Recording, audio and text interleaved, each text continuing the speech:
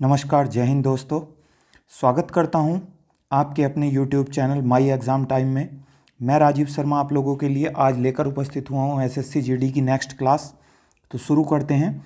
20 question हैं, check कीजिएगा कि आप कितने क्वेश्चन उसमें से कर पा रहे हैं। यह विभिन्न परीक्षाओं के लिए भी महत्वपूर्ण है। ये पॉलिटी से संबंधित 20 क्वेश्चन है। तो शुरू करते हैं क्लास को। अंत तक बने रहिएगा और देखिएगा कि आप इस क्लास में से कितने प्रश्नों के उत्तर सही दे पा रहे हैं। संविधान के अनुच्छेद से संबंधित हमारा आज का टॉपिक रहेगा।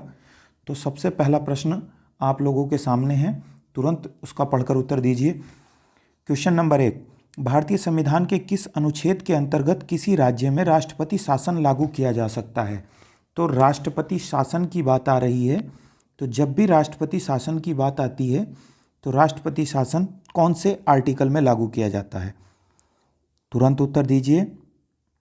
आर्टिकल नंबर 356, यानी कि ऑप्शन नंबर बिल्कुल सी इसका सही उत्तर है। अगर बात की जाए 370, तो 370 कश्मीर से संबंधित है, ये भी अपने आप में अलग हो गया है। 368 की अगर बात की जाए तो संविधान संशोधन से संबंधित है। और 352 की अगर बात की जाए तो यह आपातकाल से संबंधित है। राष्ट्रपति शासन की बात आ रही है। अब तक राष्ट्रपति शासन सर्वाधिक बार अगर बात की जाए राष्ट्रपति शासन, तो सबसे ज़्यादा 10 बार उत्तर प्रदेश, 10 बार मणिपुर और उसके बाद 8 बार पंजाब में लग चुका है। लेकिन अगर आपसे कभी भी प्रश्न पूछा जाता है कि निम्नलिखित में से सबसे पहले कब लगा था, तो सबसे पहले आपको बताना है सबसे पहले पंजाब में लगा था 1951 में। अगर बात की जाए राष्ट्रपति शासन यूपी में 1968 में सबसे पहले लगा था। 1968 में सबसे पहले उत्तर प्रदेश में लगा और आखिरी बार 2002 में लगा था। मणिपुर में 1967 में सबसे पहले लगा था। और सबसे पहले अगर बात की जाए तो पंजाब राज्य में 1951 में लगा था। आगे बात करते हैं नेक्स्ट क्वेश्चन की ओर। क्वेश्चन नंबर 2 आप लोगों के सामने है, तुरंत पढ़कर उत्तर दीजिएगा। तो भारतीय संविधान का छुआछूत उन्मूलन संबंधित अनुच्छेद कौन सा है? जो छुआछूत से संबंधित है, यानी कि भेदभाव से संबंधित है। तो भेदभाव के लिए आप कौन से आर्टिकल को बताएंगे?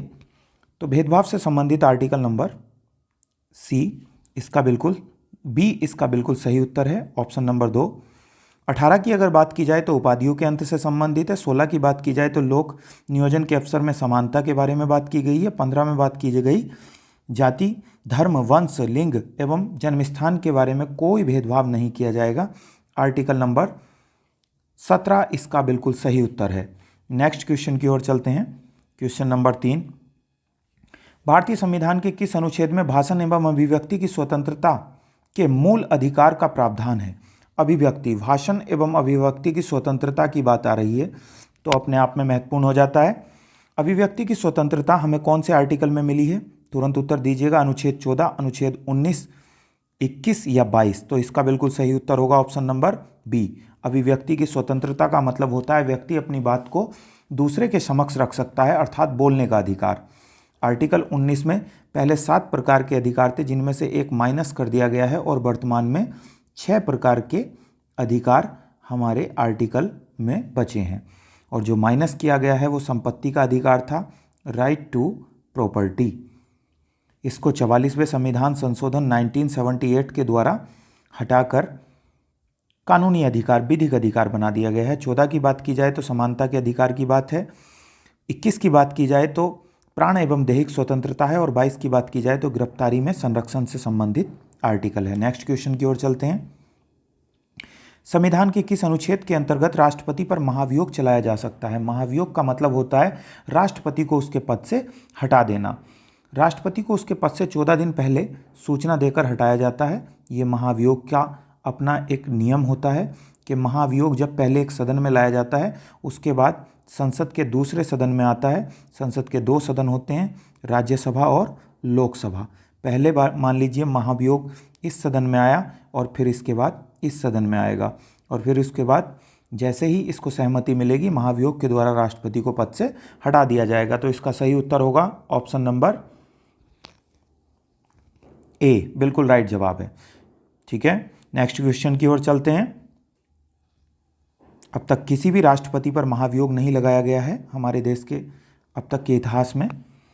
संविधान के किस अनुच्छेद के अंतर्गत राज्यों में राष्ट्रपति शासन की बात की गई है? ये सेम क्वेश्चन थोड़ा रिपीट हो गया है, फिर से वही क्वेश्चन राष्ट्रपति शासन की बात आ रही है, तो आर्टिकल 356 की बात आ रही है। तो नेक्स्ट क्वेश्चन की ओर चलते हैं।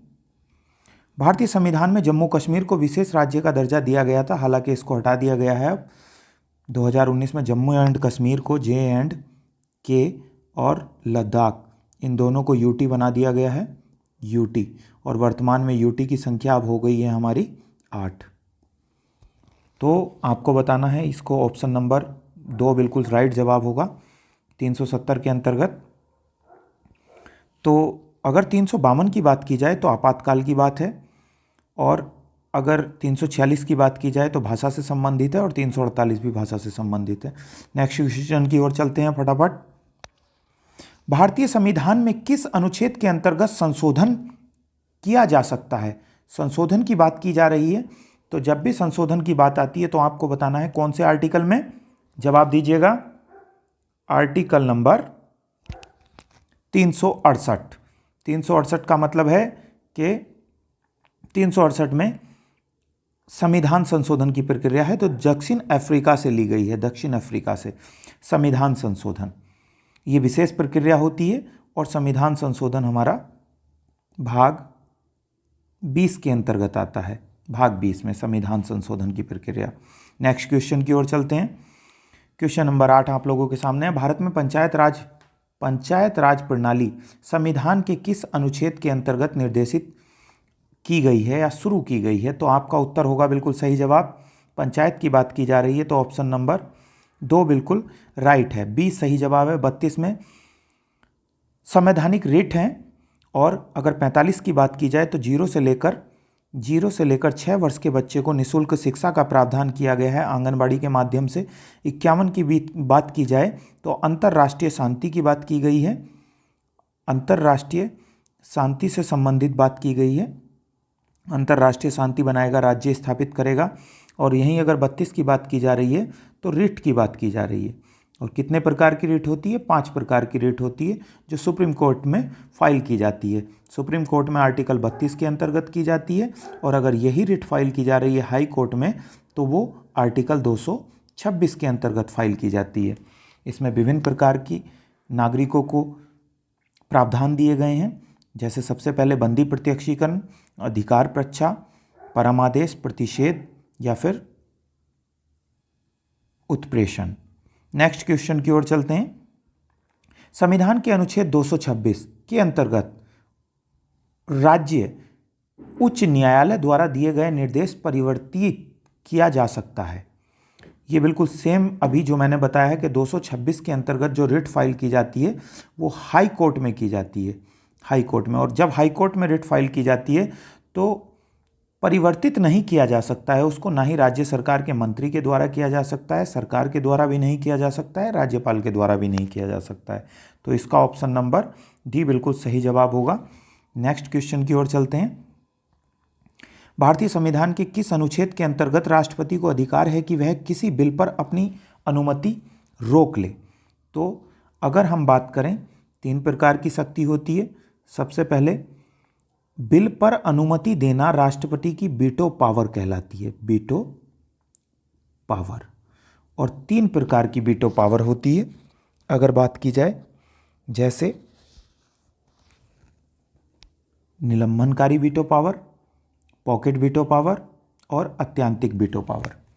तो इस तरीके से अगर वीटो की बात की जा रही है तो आपका उत्तर बिल्कुल डी सही होगा। 111 में 111 में 3 प्रकार की वीटो पावर होती है, 3 प्रकार की वीटो पावर होती है। नेक्स्ट क्वेश्चन की ओर चलते हैं। भारतीय संविधान के किस अनुच्छेद में भारतीय नागरिकों के मूल कर्तव्य शामिल है? मूल कर्तव्य यानी कि फंडामेंटल ड्यूटीज की बात कर रही हैं, तो इसको डिस्कस करते हैं। देखिए, सबसे पहले फंडामेंटल राइट की बात की जाती है।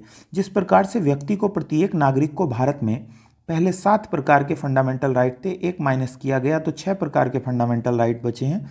उसी प्रकार से प्रत्येक भारतीय के कुछ ड्यूटी भी होती है, कर्तव्य होते हैं, जैसे देश का सम्मान करना, राष्ट्रगान का सम्मान करना, राष्ट्रगीत का, देश में शांति व्यवस्था भाईचारे की भावना को बढ़ाए रखना, किसी भी सरकारी संपत्ति को नुकसान न पहुंचाना, नदियों, झीलों, पशुओं व महिलाओं का सम्मान करना। तो इस तरह की जो कर्तव्य होते हैं प्रत्येक नागरिक के, वो बहुत महत्वपूर्ण हो जाते हैं।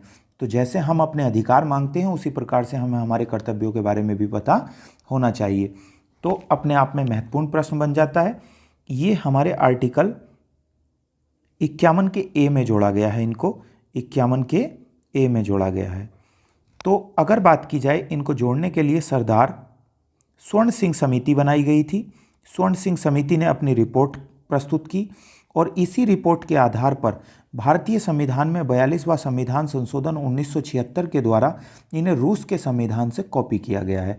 पहले इनकी संख्या 10 थी, लेकिन वर्तमान में इनकी संख्या +1 और करके 11 कर दी गई है। और 11वां है शिक्षा का अधिकार। शिक्षा का अधिकार 86वें संविधान संशोधन 2002 के अंतर्गत राइट टू एजुकेशन को जोड़ के इनकी संख्या 11 हो गई है। मूल कर्तव्यों की बात चल रही है, तो अपने आप में महत्वपूर्ण प्रश्न हो जाता है दोस्तों। नेक्स्ट क्वेश्चन की ओर चलते हैं। संघ का यह कर्तव्य होगा कि वह आक्रमण एवं आंतरिक गड़बड़ी से प्रत्येक राज्य की रक्षा करे। ऐसा प्रावधान भारतीय संविधान के निम्न अनुच्छेदों में से किस एक में किया गया है? देखिए, 215 की बात चल रही है, तो इसके अंदर अभिलेख न्यायालय है राज्य स्तर के अंतर्गत। 275 की बात की जा रही है, तो इसमें प्रशासकों के बारे में बताया गया है। अगर 325 की बात आ रही है, तो इसमें निर्वाचन आयोग नियमावली जारी करता है सभी वोटरों के लिए। और अगर 353 की बात आ रही है, तो ये भी सही नहीं है आर्टिकल, इसलिए ये आर्टिकल होगा 355। ये थोड़ा एरर हो गया है टाइपिंग में, तो ये बिल्कुल सही जवाब होगा 355 आर्टिकल। जब भी किसी प्रकार का आंतरिक गड़बड़ी होती है, अव्यवस्था हो जाती है, तो ऐसी अव्यवस्था को निपटाने के लिए 356 आर्टिकल लागू किया जाता है। 356 आर्टिकल राज्य में लागू कर दिया जाता है, जिसके अंदर राष्ट्रपति शासन होता है। और अगर ज़्यादा ही दिक्कत हो जाती है, तो 352 एक्टिवेट कर दिया जाता है। 352 में आपातकाल के बारे में डिस्कस किया गया है। नेक्स्ट क्वेश्चन की ओर चलते हैं। भारतीय संविधान के किस अनुच्छेद में अनुसूचित जनजातियों के लिए विशेष प्रावधान किया गया है? राष्ट्रीय आयोग का प्रावधान किया गया है। तो ये अपने आप में महत्वपूर्ण क्वेश्चन हो जाता है। चलिए बताइएगा तुरंत।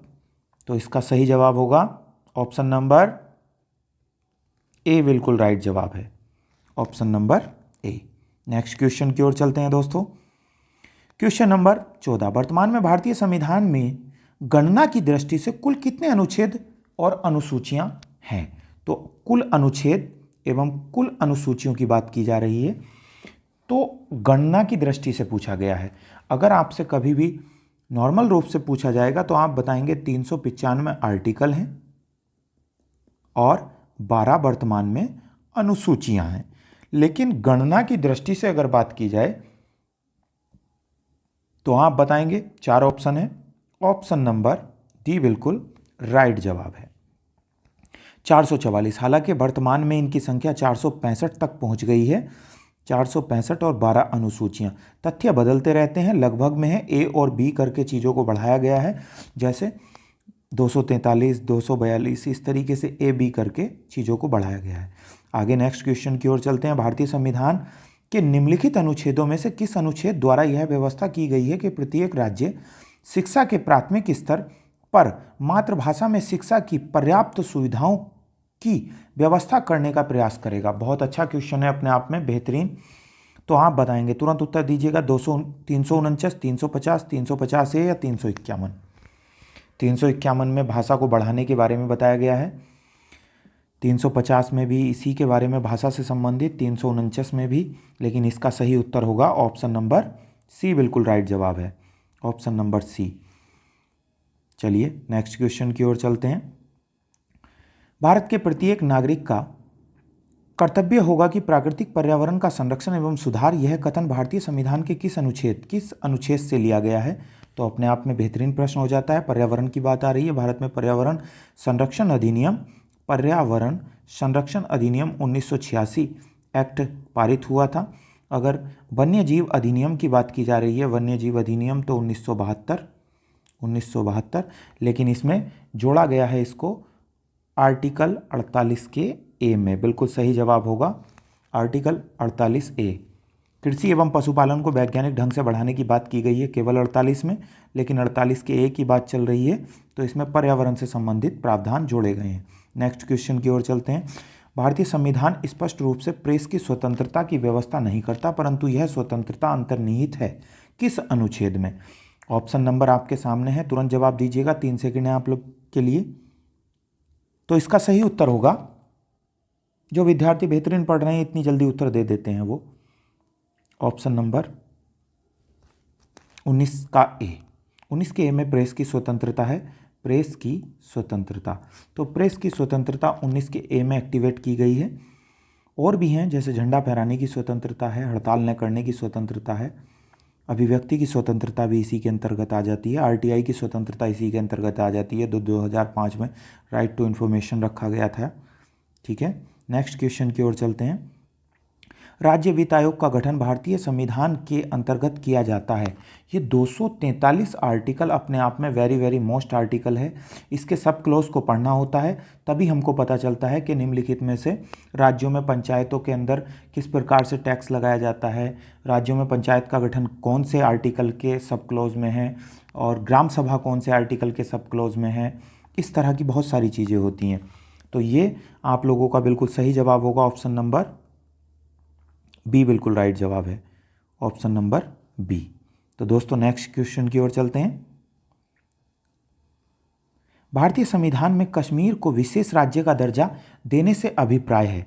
संसद को कानून बनाने का अधिकार नहीं है, कश्मीर का अलग संविधान है, केवल राष्ट्रपति अधिनियम बना सकता है, केवल विधानसभा को कानून बनाने का अधिकार है। तो इसका बिल्कुल सही उत्तर होगा ऑप्शन नंबर बी, अर्थात इसका सही मतलब होता है कि निम्नलिखित में से कश्मीर का अपना अलग संविधान है।